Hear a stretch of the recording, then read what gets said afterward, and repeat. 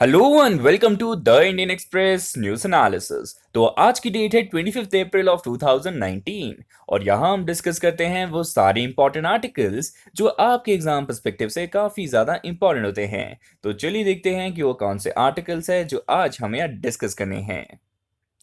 उससे पहले आज का जो कोट है बेसिकली थॉमसन जेफरसन के जा रहा है, जो कहते हैं if you want something you have never had you must be willing to do something you have never done. तो अगर आप कुछ यहाँ पे जो है एक्स्ट्राऑर्डिनरी अकम्प्लिश करना चाहते हैं तो ऑब्वियस सी बात है आपको जो है मॉडस ऑपरेंडी चेंज करने की जरूरत पड़ेगी ही। तो उसी तरीके से जो है अगर आपका एक्स्ट्राऑर्डिनरी एम है तो आपके पास एक्स्ट्राऑर्डिनरी कमिटमेंट और यहाँ पे काम करने की क्षमता भी होनी चाहिए। अब चलते हैं उन क्वेश्चंस के बारे में जो मैंने आपसे कल पूछे थे। पहला क्वेश्चन है कि तिरुवतिरकली डांस फॉर्म कहाँ पे नजर आता है। तो ये बेसिकली प्रैक्टिस किया जाता है केरला में। और नेक्स्ट क्वेश्चन था कि भालापुर वाइल्ड लाइफ सेंचुरी कहाँ पे लोकेटेड है। तो ये आपको मिलेगा वेस्ट बंगाल में। अब चलते हैं यहाँ पे एडिटोरियल पेज पे। एडिटोरियल पेज पे लेफ्ट साइड पे जो पहला आर्टिकल है ये बेसिकली सीजीआई से रिलेटेड है। तो हमने ये वाला आर्टिकल बहुत सारे डिस्कस किए हैं लेकिन इसमें सारे पॉइंट्स कंसोलिडेट होके आए हुए हैं, तो एक बार फिर से रिवाइज कर लेंगे। नीचे वाला आर्टिकल ये और नेक्स्ट पेज पे ये वाला जो आर्टिकल है ये एक शख्स के बारे में जिनका नाम है बिल्किस बानो। तो 2002 में जब गुजरात रियॉट्स हुए थे तो उस टाइम पे जो है इनकी पूरी फैमिली की डेथ हो गई थी और उसी के साथ साथ इनका भी गैंग रेप हुआ था। लेकिन इस आर्टिकल में डिस्कस करेंगे कैसे जो इन्होंने इस बार के इलेक्शन में पहली बार वोट किया है और कैसे जो है इनका जो बिलीफ है, belief on the supreme court और जो हमारे यहाँ की डेमोक्रेसी है उस पर कितना बिलीफ बढ़ गया है, क्योंकि इनको जो है यहाँ पे इनके साथ जिन्होंने एट्रॉसिटीज की थी उनको बेसिकली सजा मिल गई है। तो उसके बारे में कुछ इंपॉर्टेंट डिटेल्स डिस्कस करेंगे इस आर्टिकल में। और इस आर्टिकल में हमें गुजरात के 2002 रियॉट्स के बारे में कुछ और इंपॉर्टेंट डिटेल्स मिलेंगे जो हम यहाँ पे डिस्कस करेंगे।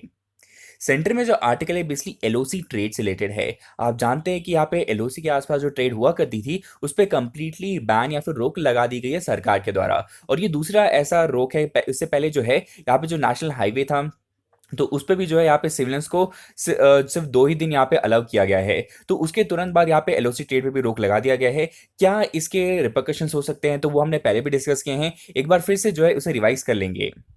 नीचे वाला आर्टिकल बेसिकली माइनॉरिटी गवर्नमेंट के बारे में बता रहा है। यहाँ पे यूजुअली माना जाता है कि अगर मान लीजिए हंग असेंबली आ जाती है जहाँ पे कोई भी एक पॉलिटिकल पार्टी की मेजॉरिटी नहीं बन पाती, जैसे कि अगर 2014 की बात करेंगे तो यहाँ पे बीजेपी की यहाँ पे मेजॉरिटी में आ गए थे, लेकिन वैसी अगर नहीं बन पाती हंग असेंबली हो जाती है तो क्या हमें उससे डरने की जरूरत है? क्योंकि यूजुअली एक परसेप्शन बना रहता है कि जब भी कोलिशन या माइनॉरिटी गवर्नमेंट बनेगी तो वो इतनी ज्यादा स्टेबल नहीं होगी। क्यों ऐसा माना जाता है? क्योंकि आपको जब भी अगर सरकार में कुछ भी पास करवाना है तो आपको बेसिकली कंसेंसस के बेस पे आगे चलना होगा कि आप आसपास की जितनी पॉलिटिकल पार्टीज है उनके साथ बातचीत करनी पड़ेगी उस पर्टिकुलर बिल के लिए, और तब जाके जो कंसेंसस बिल्डिंग होगी तब जाके आप कोई बिल को एक्ट बना पाएंगे। लेकिन वो जो कंसेंसस बिल्डिंग है उसको करने के लिए आपको बहुत ज्यादा लीडरशिप की जरूरत है। तो यहाँ पे हम कुछ इंपॉर्टेंट चीजें डिस्कस करेंगे हिस्ट्री से, कुछ थोड़ा सा पॉलिटिकल भी वो वाला एलिमेंट नहीं डिस्कस करेंगे, लेकिन जो माइनॉरिटी गवर्नमेंट का सिग्निफिकेंस है जैसे कि बात करेंगे कारगिल वॉर के टाइम में हमारी कंट्री में माइनॉरिटी गवर्नमेंट थी। जो यहाँ पे हमने 1991 के जो यहाँ पे रिफॉर्म्स लिखा है तब भी एक माइनॉरिटी गवर्नमेंट थी। तो हम समझ सकते हैं कि बहुत ही ड्रास्टिक जो हमने स्टेप्स लिए हैं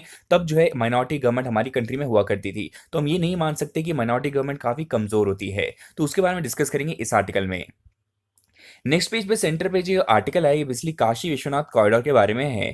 तो यहाँ पे हम इस पर्टिकुलर कॉरिडोर के बारे में डिस्कस करेंगे, लेकिन इस आर्टिकल में डिस्कस ये किया जा रहा है कि इस पर्टिकुलर कॉरिडोर को बनाने के लिए जितने भी वहाँ पे आसपास जो शॉप्स थी, यहाँ पे जो मस्जिद है, उन सबको जो है हटाने की बात कर रहे हैं। तो यहाँ पे पूछा जा रहा है at what cost are we making this corridor, क्योंकि आप जानते हैं कि जितने भी यहाँ पे लाइवलीहुड थे जो यहाँ पे ऑलरेडी एग्जिस्ट करते हैं उनको हटाएंगे फिर उन्हें रिहेबिलिटेट करेंगे। लेकिन ये रिहेबिलिटेशन के बारे में आपको पता है कि हमारी कंट्री में इतने अच्छे से नहीं हो पाता है, तो उसी के बारे में सवाल उठाया जा रहा है इस आर्टिकल में। तो काशी विश्वनाथ कॉरिडोर के बारे में कुछ इंपॉर्टेंट डिटेल्स हम डिस्कस करेंगे एग्जाम पर्सपेक्टिव से।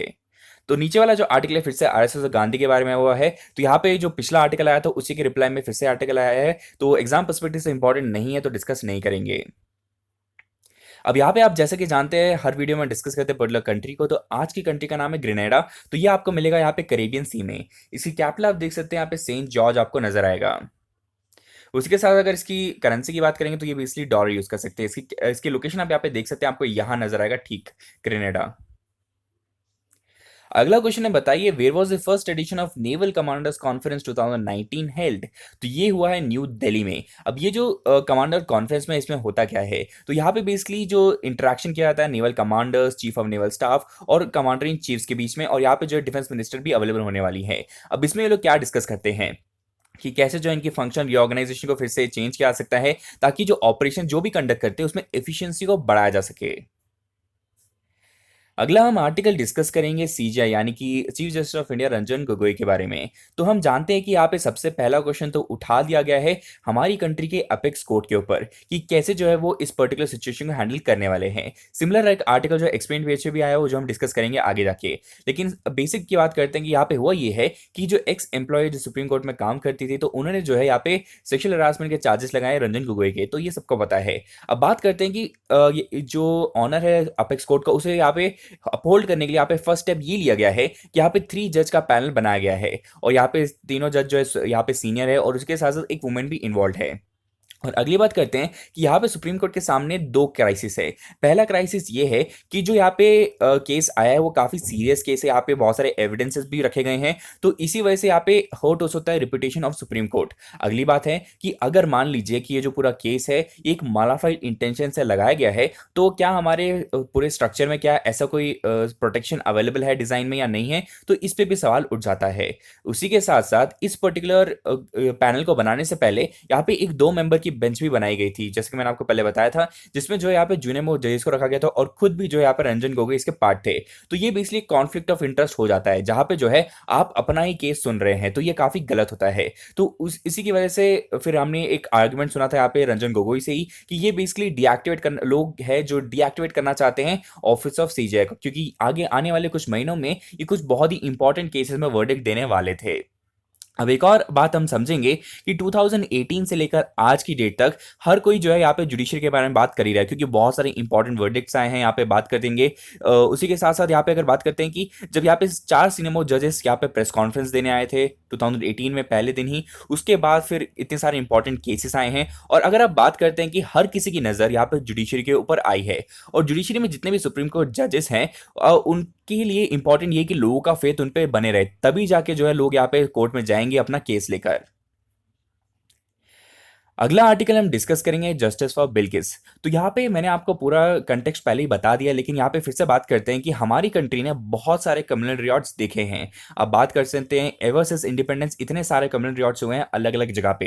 एक इंपॉर्टेंट कम्युनल रियॉट हम यहाँ पे डिस्कस करेंगे जो होगा 2002 का गुजरात रियॉट।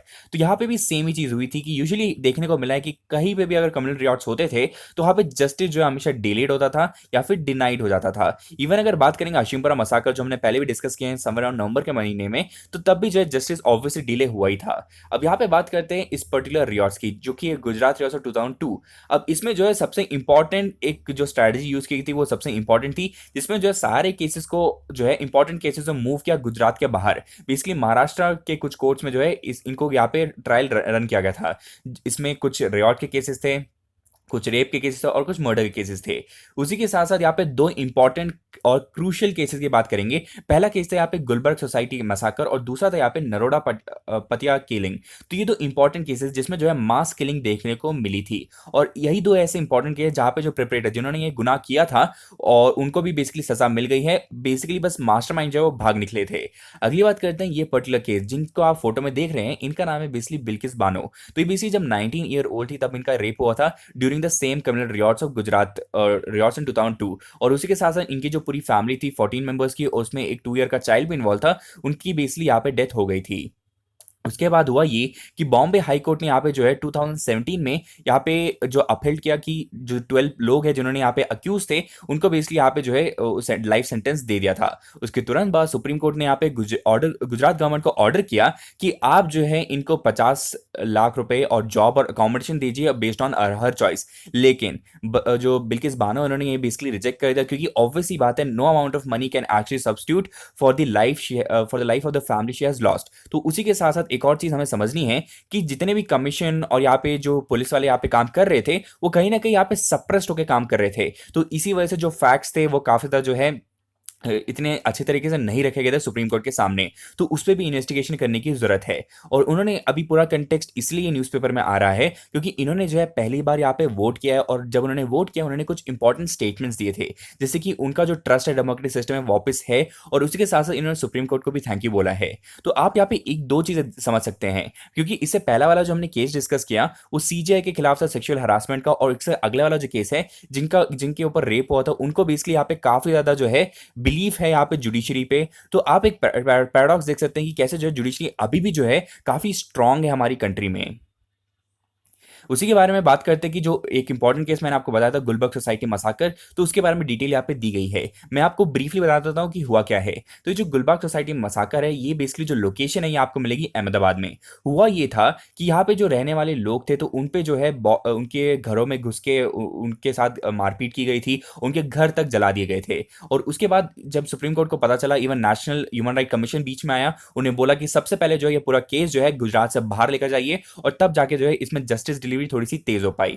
और सिमिलर जो केस था वो यहाँ पे हुआ था अगला केस, जो कि है नरोदा पटिया मसाकर। तो 2002 के गुजरात रियॉट्स में ये सबसे इंपॉर्टेंट केस था, क्योंकि यहाँ पे जो है जो मास किलिंग हुई थी ऑफ मुस्लिम्स, तो वो काफी ज्यादा मात्रा में हुई थी। और यहाँ पे अगर संदिग्ध मानने वाले जो ऑर्गेनाइजेशन थी, एक बजरंग दल थे, और उसी के साथ साथ जो इवन जो प्रेजेंट गवर्नमेंट है बीजेपी की, तो उसमें से बहुत सारे जो सपोर्टर्स थे, उन्होंने भी इसलिए mob looting, stabbing and sexually harassment और असॉल्टमेंट की थी इस पर्टिकुलर सिनेरियो में। और यहाँ पे इसकी इंपॉर्टेंस इसलिए बढ़ जाती है क्योंकि इस पर्टिकुलर केस में भी जो है जितने लोगों ने यहाँ पे संदिग्ध माने गए थे, उनको बेसिकली जो है अंडर ट्रायल पे रखा गया, उसके बाद जो है वर्डिक्ट भी दिया गया था। अगला आर्टिकल हम डिस्कस करेंगे यहाँ पे एलओसी ट्रेड के बारे में। तो यहाँ पे दो इंपॉर्टेंट चीजों के बारे में डिस्कस करेंगे, एक है सिंबोलिज्म और एक है सब्सटेंस। सिंबोलिज्म का मतलब ये है कि यहाँ पे जो एलओसी ट्रेड हो रहा था, ये एक सिंबोलिज्म था कि यहाँ पे हम जो है कॉन्फिडेंस बिल्डिंग कर रहे हैं। लेकिन सब्सटेंस का मतलब ये है कि क्या यहाँ पे जो ट्रेड हो रहा है, क्या इससे हमें सच में कोई फायदा होने वाला है, या सिर्फ ये एक सिंबोलिज्म की तरह रहने वाला है। तो यही चीज को डिस्कस किया जा रहा है इस आर्टिकल में। सबसे पहले कुछ बेसिक चीजें डिस्कस कर लेते हैं कि जो एलओसी ट्रेड की शुरुआत है 2008 में हुई थी, जब आप जानते हैं जो 26/11 हुआ था उससे करीबन 2 महीने पहले अक्टूबर में शुरू हुआ था। उसी के साथ साथ यहाँ पे आपको एक और चीज ये समझनी है कि अगर एनुअल ट्रेड वॉल्यूम की बात करेंगे, तो एनुअल ट्रेड वॉल्यूम समझ 35,000 करोड़ आ रहा था लास्ट ईयर भी। लेकिन एक इंपॉर्टेंट फैक्टर जो एलओसी ट्रेड में हो रहा था वो ये था कि रीजनल इकोनॉमिक इंटीग्रेशन हो रहा था। मतलब दोनों तरफ के बॉर्डर के लोग जो है आपस में बातचीत कर रहे थे। जो पीपल टू पीपल कॉन्टैक्ट है वो किसी भी डिप्लोमेसी में काफी स्ट्रॉन्गेस्ट होता है। सेम तरीके की चीज जो हम यहाँ पर रेप्लिकेट करते थे ऑल ओवर एशिया, जैसे कि अगर मान सकते हैं तमिलनाडु श्रीलंका के बीच में भी हम ऐसे ट्रेड की शुरुआत कर सकते थे। दोनों पंजाब यानी कि पाकिस्तान और इंडिया के बीच में जो पंजाब है, उनके बीच में भी ऐसे ट्रेड रिलेशन की शुरुआत कर सकते थे। सेम एग्जांपल वेस्ट बंगाल और बांग्लादेश और सिंध और राजस्थान के बीच में किया जा सकता था, जो यहाँ पे सजेस्ट कर रहे हैं ऑथर। उसी के साथ साथ यहाँ पे बात कर रहे हैं कि यहाँ पे जो इंटरेक्शन में बिटवीन पीपल, और ये इकोनॉमिक एक्टिविटी को और ज्यादा फ्लरिश करता है। और धीरे धीरे जो है यहाँ पे इकोनॉमिक एक्टिविटी जो है इंस्टीट्यूशनलाइज भी किया जा सकता था, क्योंकि धीरे धीरे यहाँ पे बैंक आ जाते, यहाँ पे ट्रेड बॉडीज आ जाती, रेगुलेटर्स भी आ जाते, अगर ये ट्रेड अभी भी और कंटिन्यू किया जा सकता था। तो ऑथर के हिसाब से यहाँ पे 3 लेयर के प्रोग्रेशन हो सकती थी। पहला, यहाँ पे पीपल टू पीपल इंटरेक्शन हो सकता था, और यहाँ पे इंटरडिपेंडेंस होता, तो यहाँ के लोग और वहाँ के लोग जो हैं एक दूसरे के ऊपर डिपेंडेंट होते, इससे जो है यहाँ पे एक यूनिटी का माहौल बन जाता। और तीसरा इंपॉर्टेंट फैक्टर यहाँ पे इंस्टीट्यूशनलाइजेशन का। अब क्योंकि यहाँ पे एक पूरा ही ब्लैंकेट बैन लगा दिया गया है, तो ये तीनों जो फैक्टर्स है अब यहाँ यूनिफिकेशन के लिए एक यहाँ पे जो है पत्थर की तरह बन सकता है। उसके साथ साथ बात करते हैं कि यहाँ पे रोक लगाई की गई है। ये हमने पहले भी डिस्कस किया कि सबसे पहले माना जा रहा था कि ये जो चैनल है ये यूज किया जा रहा था कि यहाँ पे जो ब्लैक मनी है उसे फंड करने के लिए, यहाँ पे जो ड्रग का यहाँ पे जो ट्रेड हो रहा था उसी के साथ साथ स्मगलिंग ऑफ आर्म्स भी की जा रही थी।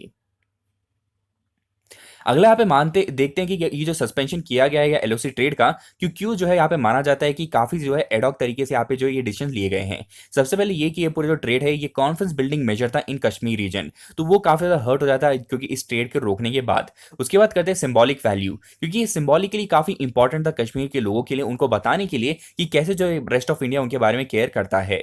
तीसरा इंपॉर्टेंट फैक्टर है यहाँ पे हाई मॉनिटरी वैल्यू, क्योंकि मैंने आपको पहले ही बताया कि इसकी अगर एनुअल वैल्यू ग्रो की बात करते हैं तो यहाँ के काफी ज्यादा जो है ग्रो कर चुका है, from 1 crore to in 2008 to 9 to 3,000 crore in the present time. तो जो ग्रोथ हुई है मॉनेटरी वैल्यू वो भी हमें देखने की जरूरत थी। अब बात करते हैं कि क्या गवर्नमेंट कर सकता था।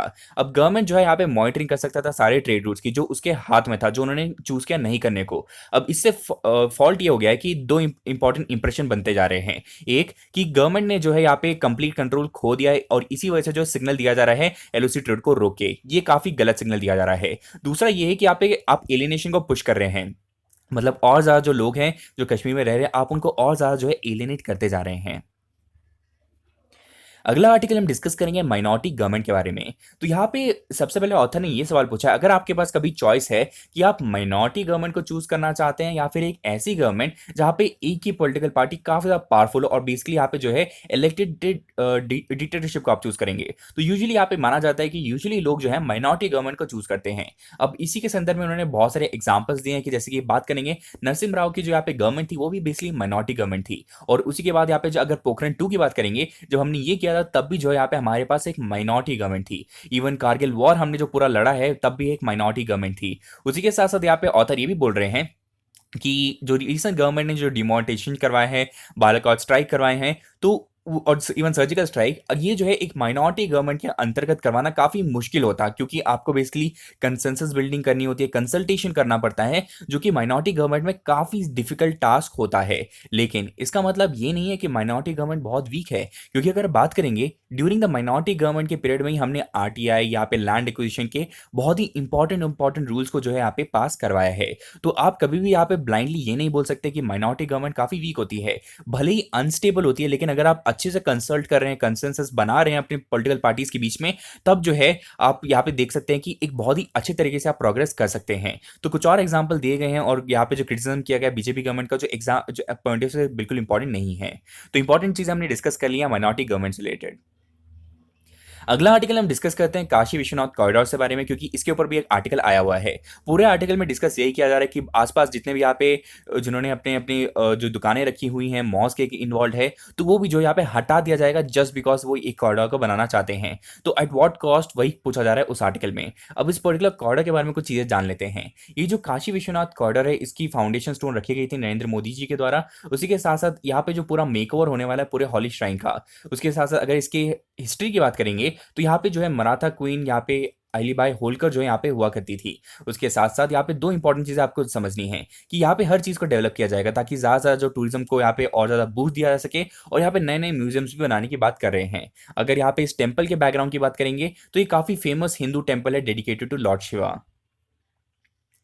अगला क्वेश्चन है, बताइए what is the name of newly reconstituted panel that was form for revamping the high level anti hijack panel. अब इसमें जो है national security advisor Ajit Doval भी आने वाले हैं। तो इस पर्टिकुलर कमिटी का नाम है committee of secretaries on aircraft hijack. ये काफी इंपॉर्टेंट कमिटी है, क्योंकि आप जानते हैं हाईजैक जो है काफी ज्यादा प्रिवलेंट है पूरे वर्ल्ड में। इवन एक बहुत ही इंपॉर्टेंट जो हाईजैक हुआ था 1999 में, उसके बाद जो मसूद अजहर को छोड़ दिया गया था। तो उसके पर्सपेक्टिव में आप समझ सकते हैं कि ये जो हाईजैकिंग है उसके लिए यहाँ पे एक अलग से कमिटी बनाई गई है। अब इसमें हुआ ये कि मेंबर्स में बहुत सारे लोग ऐड हुए हैं, जैसे कि यहाँ पे हेड ऑफ रॉ है, इंटेलिजेंस ब्यूरो है, लेकिन जो हेड होंगे वो हमेशा होंगे कैबिनेट सेक्रेटरी, डिस्पाइट की जो है यहाँ पे पीएमओ के ऑफिशियल्स भी होने वाले हैं। उसी के साथ साथ बात करते हैं कि जो एंटी हाईजैक पैनल है ये basically national crisis management committee के अंतर्गत एक काफी इंपॉर्टेंट ये कमेटी बनने वाली है।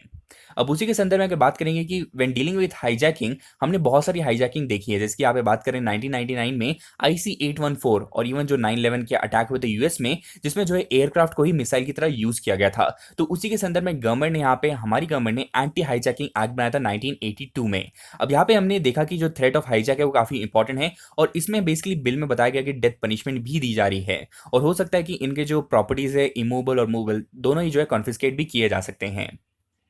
अब बात करते हैं वर्ल्ड लेवल पे कुछ यहाँ पे रेगुलेशंस है। पहले 3 रेगुलेशन जो आप देख रहे हैं, टोक्यो कन्वेंशन, हेग और जो मॉन्ट्रियल कन्वेंशन है, ये basically international civil aviation organisation के द्वारा आते हैं, और जो चौथा वाला है ये यूंगा यानी कि यूनाइटेड नेशन जनरल असेंबली के द्वारा आता है। अब बात करते हैं पेज 1 की। पेज 1 में बेसिकली सीजे रंजन गोगोई के बारे में ही आर्टिकल आया हुआ है। यहाँ पे बोला जा रहा है कि जिन्होंने इनके खिलाफ यहाँ पे चार्जेस लगाए हैं वो चाहती हैं कि यहाँ पे विशाखा गाइडलाइंस को भी फॉलो किया जाए, क्योंकि उनके यहाँ पे जो मांगे हैं और यहाँ पे जो उनके लॉयर हैं तो वो रिप्रेजेंट करने आए, तो उनकी इतनी सी डिमांड है। अब यहाँ पे बात करते हैं विशाखा गाइडलाइंस की। विशाखा गाइडलाइंस काफी इंपॉर्टेंट है, सेक्सुअल हरासमेंट के केस पे आप कोई भी क्वेश्चन आता है तो आप जो विशाखा गाइडलाइंस का इस्तेमाल कर सकते हैं। तो ये पूरा केस था Vishakha versus state of Rajasthan, जो कि आया था जजमेंट 1997 में। इसमें 3 इंपॉर्टेंट चीजों के बारे में डिस्कस किया था, कैसे जो हम सेक्सुअल हरासमेंट को प्रोहिबिट कर सकते हैं, प्रिवेंट कर सकते हैं और रिड्रेस कर सकते हैं। इसी के लिए यहाँ पे एक कंप्लेंट कमिटी बनाने की बात की जा रही थी, और जो भी यहाँ पे डिसीजन लिया जाएगा वो लीगली बाइंडिंग होगा। इसके कुछ इंपॉर्टेंट फीचर्स डिस्कस करते हैं कि सेक्सुअल हरासमेंट हम सब लोग जानते हैं, लेकिन उसकी जो डेफिनेशन है वो बेसिकली विशाखा गाइडलाइंस के द्वारा आई थी। यहाँ पे डेफिनेशन दी गई है कि अगर यहाँ पे फिजिकल कॉन्टैक्ट या एडवांसेस किए जाते हैं, अगर यहाँ पे डिमांड की जाती है फॉर सेक्सुअल फेवर्स या फिर सेक्सुअली कलर्ड रिमार्क्स दिए जाते हैं, या अगर आप किसी को पोर्नोग्राफी दिखा रहे हैं, या फिर मान लीजिए आप एक अनवेलकम वर्बल नॉन वर्बल या फिर कंडक्ट करते हैं, तब जो है इसको बेसिकली सेक्सुअल हरासमेंट के अंतर्गत यहाँ पे ऑफेंस माना जाएगा। उसी के साथ साथ अगर बात करेंगे, यहाँ पे कंप्लेंट कमेटी बनाई जाएगी जिसमें जो है यहाँ पे हेड होंगी एक वुमेन ही, और यहाँ पे एनजीओ से भी कुछ लोग होंगे। और जो पूरा प्रोसेस होगा वो टाइम बाउंड होगा, मतलब एक पर्टिकुलर टाइम पीरियड में इसे कंप्लीट किया जाएगा, और कंप्लीटली जो विक्टिम है उनकी जो डिटेल्स वो कॉन्फिडेंशियल रहने वाली हैं। और यहाँ पे जो एक्सपीरियंस होगा यहाँ पे जो जो ऐसा होना चाहिए कि कभी भी डिस्क्रिमिनेशन या विक्टिमाइजेशन फील नहीं होना चाहिए। अगला क्वेश्चन है, बताइए which country has tested the world's first advance malaria vaccine in a bid to prevent the disease. तो ये बेसिकली जो फर्स्ट एडवांस जो मलेरिया की वैक्सीन है यूज की गई है मलावी में। तो यहाँ पे आप मलावी की लोकेशन देख सकते हैं, यहाँ पे आपको अफ्रीकन कॉन्टिनेंट में नजर आएगा। इसी कैपिटल बेसिकली लोंगवे, यहाँ पे आप देख सकते हैं। यहाँ पे आपको एक रिवर भी नजर आएगी जिसका नाम है लेक न्यासा या फिर लेक मलावी। अगर इस पर्टिकुलर इंसिडेंट्स की बात करेंगे तो इवन गाना और केन्या में भी जो है इसे इंप्लीमेंट करने वाले हैं तुरंत यहाँ पे मलावी के बाद ही। अगर मलेरिया के बारे में कुछ बेसिक चीजें जान लेते हैं, ये बेसिकली इन्फेक्शियस डिसीज है जो प्लाज्मोडियम से फैलती है। उसी के साथ साथ अगर बात करते हैं इवन इंडिया में भी जो है डिसीज के केसेस काफी ज्यादा बढ़ गए हैं। उसके साथ साथ एक इंपॉर्टेंट फैक्ट याद कीजिए कि जो वर्ल्ड का फर्स्ट वैक्सीन था अगेंस्ट द मलेरिया, तो वो बेसिकली था मॉस्कोरेक्स, जिसके बारे में आप यहाँ पे पढ़ सकते हैं। ये रही उसकी डिटेल्स। उसके साथ अगर यहाँ पे बात करते हैं इंडिया के पर्सपेक्टिव में, इंडिया के पर्सपेक्टिव में अभी भी मलेरिया काफी इंपॉर्टेंट है, एक डिसीज है जो बहुत सारे जो है किलिंग के रीजन हो जाती है। तो ओडिशा गवर्नमेंट ने यहाँ पे एक इनिशिएटिव की शुरुआत की थी जिसका नाम है दुर्गमा अंचलारे मलेरिया निरकारण, जिसका नाम है शॉर्ट फॉर्म है दमन। तो ये एक इनिशिएटिव है जिसके अंदर जो है even inaccessible area rural areas में भी जो है यहाँ पे अगर कभी मलेरिया का आउटस्प्रेड या आउटब्रेक हो जाता है तब भी जो है इनको यहाँ पे असिस्टेंस प्रोवाइड की जाएगी। अगला आर्टिकल लेफ्ट साइड पे श्रीलंका से रिलेटेड यहाँ पे देखने को मिला है कि जो मास्टरमाइंड है जिन्होंने पूरा यहाँ पे टेरर अटैक किया है तो उसको बेसिकली पकड़ा गया है। तो ये बेसिकली इवन फाउंडर है किसका, नेशनल थाविद जमात का। तो ये बेसिकली वो टेरर एजेंसी जिसके ऊपर इंजाम लगाया गया है श्रीलंका के द्वारा, लेकिन हम जानते हैं इस्लामिक स्टेट ने भी यहाँ पे ओनरशिप ली हुई है। राइट साइड वाला जो आर्टिकल है बेसिकली इंडियन एयरफोर्स से रिलेटेड है। यहाँ पे जो बालाकोट स्ट्राइक हुए थे तो उसकी जो प्रोग्रेस है उसके बारे में यहाँ पे बताया जा रहा है कि यहाँ पे कितने यहाँ पे जो साइट सेलेक्ट किए थे और कितने पे अटैक हुआ था और कौन सी मिसाइल्स यूज की गई थी और टारगेट्स पे वो सारी चीजें डिटेल दी गई हैं यहाँ पे। राइट साइड में जो आर्टिकल है बिस्ली साध्वी प्रज्ञा सिंह ठाकुर के बारे में है। तो इनके खिलाफ जो यहाँ पे केस किया गया था ये बोलकर कि इनका जो यहाँ पे नॉमिनेशन है हटाया जा सके, तो उसको बेसिकली खारिज कर दिया गया है। तो बेसिकली लड़ने वाली है पूरा केस। और इवन जो एनआईए ने ये बोला है कि क्योंकि कोई एविडेंसेस इतने अवेलेबल नहीं थे तो इसी वजह से इन्हें कन्विक्ट नहीं किया जा सकता है। अब इसके संदर्भ में आप एक इंपॉर्टेंट चीजें डिस्कस कर लेते हैं। क्रिमिनलाइजेशन ऑफ पॉलिटिक्स जो है बहुत ही इंपॉर्टेंट टॉपिक है। इसमें आपको समझना ये है कि अगर कोई भी इंडिविजुअल अगर वो कन्विक्ट हो जाता है तो वो बेसिकली इलेक्शन नहीं लड़ सकता है। लेकिन अगर यहाँ पे साध्वी की बात करें तो इन्हें कन्विक्ट नहीं किया गया है, ये अभी भी ट्रायल पे है ना, तो इसी वजह से इन्हें रोका नहीं जा सकता है। इवन अगर आरपीए एक्ट की बात करेंगे तो यहाँ पे जो है लॉ मेकर्स अगर यहाँ पे कंटेस्ट नहीं कर सकते इलेक्शन, अगर वो जो है किसी भी क्रिमिनल केस में अगर कन्विक्ट हो जाते हैं, तो इसमें section 8 of RPA act of 1951 जो है ये एक्टिव हो जाता है। और लिली थॉमस केस में जो है यहाँ पे एक अनफेयर जो एडवांटेज था उसे भी रिमूव कर दिया गया था। अब यहाँ पे लिली थॉमस का केस भी थोड़ा समझ लेते हैं कि हुआ ये था कि आरपीए एक्ट ऑफ 1951 में जो सेक्शन 8 है इसमें क्लॉज 4 जो है इसमें ये बोला गया था कि अगर कोई प्रेजेंट एमएलए या एमपी है अगर उसके खिलाफ कोई केस चल रहा है तो अगर वो कन्विक्ट हो भी जाता है तो वो जो है विद इन 3 मंथ्स फिर से जो है यहाँ पे हायर जुडिशरी में जा सकता है, और ऐसे सिनेरियो में जो डिस्क्वालिफिकेशन नहीं होता है। तो ये बेसिकली 8 के 4th क्लॉज में लिखा गया है। तो इसका काफी ज्यादा मिसयूज हो रहा था। इसी वजह से जब lily Thomas versus union of India का केस आया था तो इस पर्टिकुलर क्लॉज को भी जो है नलिफाई कर दिया गया था।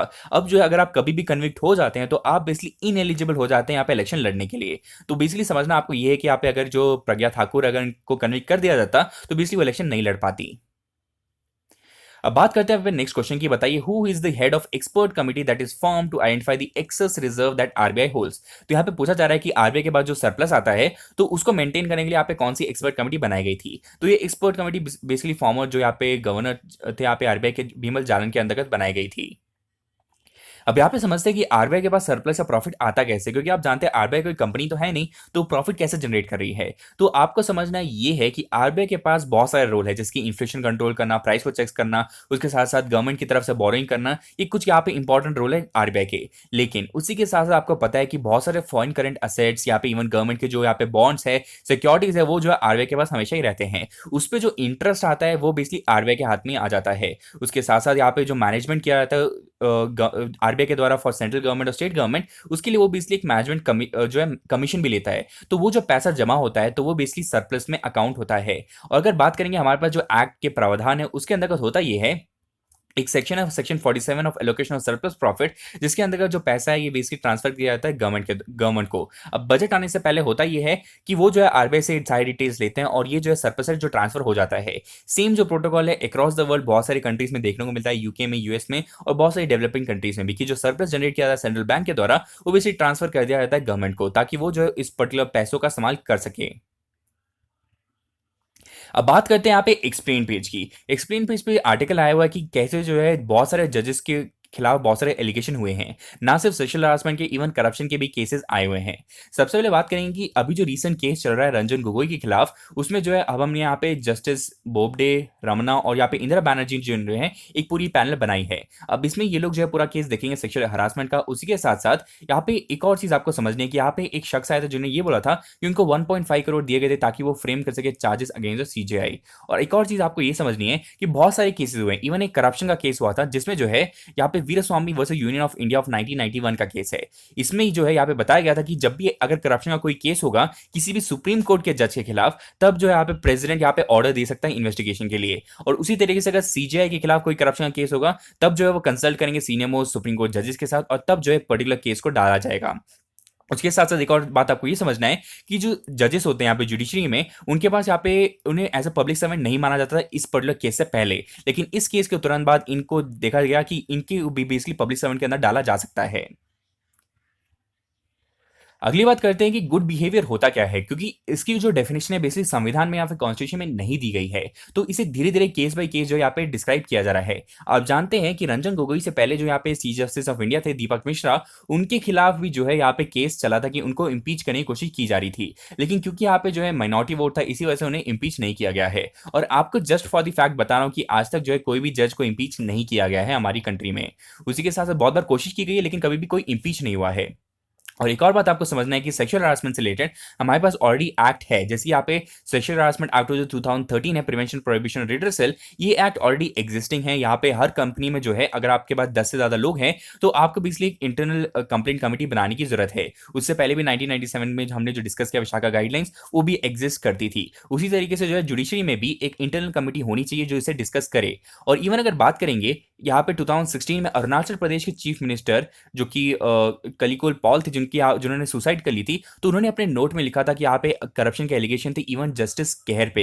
वो जस्टिस जो जीएस खेहर है वो बेसिकली दीपक मिश्रा से भी पहले सीजीआई थे, उनके खिलाफ भी यहाँ पे केसेस थे, तो उस पर्टिकुलर केस को भी इन्होंने जो है खुद पास किया था। तो कहीं ना कहीं यहाँ पे इंपॉर्टेंट ये है जुडिशियल अकाउंटेबिलिटी। जुडिशियल अकाउंटेबिलिटी से एक इंपॉर्टेंट फैक्टर आता है रूल ऑफ लॉ, यानी कि विधि द्वारा शासन। जो चीज लिखी हुई है संविधान में उसे इररेस्पेक्टिव ऑफ कि किसके बारे में है उसे फॉलो करना। क्योंकि यहाँ पे आपको समझना है कि एक इंपॉर्टेंट ब्रिटिश कॉन्स्टिट्यूशन थ्योरिस्ट है जिनका नाम है एवी डाइसी, जिन्होंने ये बोला है कि no man is above the law, every man whatever his rank may be or condition, he is subject to the ordinary law of the land. तो आपको समझना है कि आपके लैंड में जो लॉ है वो इरेस्पेक्टिव ऑफ कौन है कॉन्स्टिट्यूशनल पोस्ट पे है, वो डिपेंड नहीं करेगा, आप जो है सेम लॉ के अंदर ही आने वाले हैं।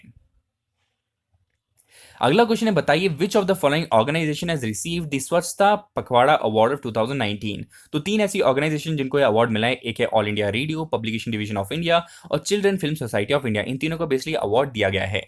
इसके बारे में और डिटेल्स आप यहाँ पे देख सकते हैं। बेसिकली इस पर्टिकुलर स्वच्छता पखवाड़ा की शुरुआत हुई थी अप्रैल 2016 में। अगला आर्टिकल यहाँ पे एक्सप्लेन पेज पे आया हुआ है मलेरिया वैक्सीन से रिलेटेड। तो सबसे पहले समझते हैं यहाँ पे डब्ल्यूएचओ ने जो है यहाँ पे जीएसके और यहाँ पे जो बिल गेट्स की यहाँ पे जो फाउंडेशन है उनके साथ मिलकर जो है इसका शुरुआत की थी यहाँ पे अफ्रीकन कॉन्टिनेंट में। इसका जो पहली बार लगाया जाएगा यहाँ पे मालवी में लगाया जाएगा, उसके साथ साथ यहाँ पे केन्या और यहाँ पे जो घाना में भी इंप्लीमेंट किया जाएगा इन कमिंग ईयर्स। एक और बात आपको समझना है कि इंडिया पर्सपेक्टिव में आपको मलेरिया के केसेस हाईएस्ट आपको नजर आएंगे उड़ीसा में, फॉलोड बाई छत्तीसगढ़, झारखंड और मेघालय में। तो अगर इसकी इंप्लीमेंटेशन काफी ज्यादा स्ट्रांग होती है और यहाँ पे हमें पता चलता है कि काफी अच्छे से काम कर रहा है ये वैक्सीन, तो जो है ये कंप्लीटली हम लोग अलग अलग कंट्रीज में भी इसका इस्तेमाल कर सकते हैं। अगली बात करते हैं माउंट आगुंग इरप्ट्स रिसेंटली। तो बताइए कौन से कंट्री में आपको ये पर्टिकुलर वोल्केनो नजर आएगा। तो ये आपको मिलेगा इंडोनेशिया में। अब चलते हैं यहाँ पे वर्ल्ड न्यूज की तरफ। वर्ल्ड न्यूज में लेफ्ट साइड पे जो आर्टिकल है, श्रीलंका के जो प्रेसिडेंट है यहाँ पे मैत्रीपाला सिरिसेना, तो उन्होंने ये बोला है कि सिक्योरिटी एजेंसीज के पास बहुत ज्यादा वाइटल डिटेल्स थी, लेकिन उन्होंने यहाँ पे एक्ट नहीं किया। तो उन्होंने यहाँ पे जो है जनता के सामने आके ये बोला है कि जितने भी यहाँ पे हायर पोस्ट पे लोग थे उनको बेसिकली यहाँ पे निकालने वाले हैं। तो वही चीज यहाँ पे डिस्कस की जा रही है। राइट साइड वाला जो आर्टिकल आप जानते हैं कि यूएस ने यहाँ पे ईरान पर सैंक्शंस लगाए हुए हैं बहुत पहले नवंबर से ही, लेकिन यहाँ पे चाबहार जो है हमेशा ही एक्सेप्शन रहेगा। क्यों चाबहार एक्सेप्शन रहेगा? क्योंकि चाबहार जो है कनेक्टिविटी देता है अफगानिस्तान को, और अफगानिस्तान काफी ज्यादा इंपॉर्टेंट है दोनों यूएस के पर्सपेक्टिव में भी और इंडिया के पर्सपेक्टिव में। इसी वजह से जो चाबहार को एज एन एक्सेप्शन कंसिडर किया जा रहा है, वही चीज डिस्कस की जा रही है इस आर्टिकल में राइट साइड पे। अब चलते हैं यहाँ पे नेक्स्ट क्वेश्चन की तरफ। बताइए क्या थीम थी national fire service week of 2019 की? तो इस बार की जो यहाँ पे थीम थी वो थी fire prevention is better than fire fighting. तो इसका जो थीम है ये आपको याद रखनी चाहिए, क्योंकि बहुत सारे फायर के इंसिडेंट्स हुए हमारी कंट्री में भी। इवन आप जानते हैं करोल बाग में यहाँ पे जो फायर एक्सीडेंट हुआ था, जिसमें जो डिजाइन ऐसा था कि कभी भी जो है कोई चांस ही नहीं था बाहर आने का, तो सफोकेशन की वजह से ज्यादा लोगों की डेथ हुई कंपेयर टू बर्न्स। उसी तरीके से आप जानते हैं नॉटर डैम में जो फायर हुई है, इसी वजह से जो है ये पर्टिकुलर थीम आपको याद रखनी चाहिए एग्जाम के लिए। अब बात करते हैं यहाँ पे वर्ल्ड न्यूज की तरफ। वर्ल्ड न्यूज में नॉर्थ कोरिया के जो किम जोंग उन है लीडर, तो ये बेसिकली विजिट करने वाले हैं व्लादिमीर पुतिन को, तो इसी वजह से उन्होंने ट्रैवल किया है। अब यहाँ पे देखते हैं, क्योंकि यूएस के साथ नेगोशिएशन इतनी अच्छी नहीं हो पाई है, क्योंकि आप अगर बात करें, इन्होंने रिसेंटली एक टेस्ट फायर भी किया हुआ है, इवन दो उन्होंने डीन्यूक्लियराइजेशन की बात की थी। तो इसी वजह से काफी इंपॉर्टेंट है डीन्यूक्लियराइजेशन के पर्सपेक्टिव से ये पूरा आर्टिकल। राइट साइड वाला जो आर्टिकल है, यहाँ पे यूनाइटेड नेशंस ने यहाँ पे एक रिपोर्ट रिलीज की है, जहाँ पे हमें देखने को मिला है तालिबान ने जितने लोगों को अफगानिस्तान ने नहीं मारा, उससे ज्यादा लोग जो है यूएस की यहाँ पे जो मिलिट्री है और यहाँ पे जो प्रो गवर्नमेंट की फोर्सेज है, उन्होंने ज्यादा लोगों को मार गिराया है। तो इसी वजह से ये पूरी रिपोर्ट बता रही है कैसे जो ह्यूमन राइट वॉयलेशन हुए बाय द गवर्नमेंट और यहाँ पे यूएस के खुद मिलिट्री ऑफिसर्स के द्वारा।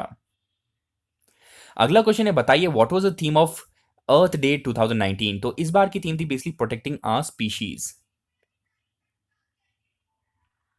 अगला अगर बात करेंगे यहाँ पे इकोनॉमी पेज पे, तो इकोनॉमी पेज पे ये आर्टिकल आया हुआ है जीएसटी में ई वे बिल से रिलेटेड। अब जानते हैं ई वे बिल का जो बेसिक कॉन्सेप्ट है वो ये है कि अगर आप एक जगह से दूसरी जगह अगर चीज़ों को भेज रहे हैं, तो उस पे जो यहाँ पे आपको टैक्स पे करने की जरूरत होती है, इनडायरेक्ट टैक्सेस, और उस पे जो पूरे जर्नी के बीच में जो इंस्पेक्शन होगी, वेरिफिकेशन होगी, वो काफ़ी शॉर्ट रखने की कोशिश की जा रही है। अब इसमें कुछ एग्जाम्पशन भी है, जैसे अगर आप यहाँ पे 50,000 से कम का अगर वैल्यू का कोई गुड ट्रांसपोर्ट कर रहे हैं, तो आपको बेसिकली ई वे बिल की जरूरत नहीं पड़ेगी। उसके साथ साथ यहाँ पे जो है अगर यहाँ पे इंटरनेशनल पोर्ट्स हो रहे हैं, उस पर जो है कस्टम अगर हो रहा है, तो तब जो यहाँ पे ई वे बिल की जरूरत नहीं पड़ती है। इससे कुछ बेनिफिट्स भी है, जैसे बेनिफिट ये है कि यहाँ पे जो रिडक्शन ऑफ टाइम हो जाता है, और यहाँ पे कंप्लीटली हर जो चीज़ है वो ऑनलाइन प्रोसेस है। इससे जो है यहाँ पे करप्शन के चांसेस काफी ज्यादा कम हो जाते हैं। अब इसमें यहाँ पे अपडेट ये है कि यहाँ पे जो है पिन कोड का इस्तेमाल किया जाएगा ये पता लगाने के लिए कितने किलोमीटर ट्रैवल हुए हैं, ताकि जो है यहाँ पे कभी भी जो है गलत किलोमीटर्स ना लिखे जाए ईवे बिल्स में। ईवे बिल के बारे में कुछ बेसिक डिटेल्स आप यहाँ पे देख सकते हैं कि कैसे जो है यहाँ पे काफी ज्यादा हेल्प करने वाला है। सबसे पहले तो यहाँ पे ट्रांसपोर्टेशन को स्मूथन करेगा, एलिमिनेट करेगा कि यहाँ पे बहुत ज्यादा जो टाइम स्पेंड किया जाता था चेक्स में, उसी के साथ साथ जो टैक्स इवेशन हुआ करता था, तो उसको भी कंप्लीटली यहाँ पे रिड्यूस किया जा सकता है। और यहाँ पे जो है गवर्नमेंट का रेवेन्यू भी धीरे धीरे यहाँ पे बढ़ जाएगा, और बहुत ज्यादा जो पेपर वर्क किया जाता है यहाँ पे ट्रांसपोर्टेशन में, तो वो भी जो है कंसिडरेबल रिड्यूस हो जाएगा। और इसको बेसिकली एम्पावर करने के लिए यहाँ पे इवन एसएमएस के द्वारा जो है यहाँ पे आप अपना जो है डिटेल्स यहाँ पे दिखा सकते हैं।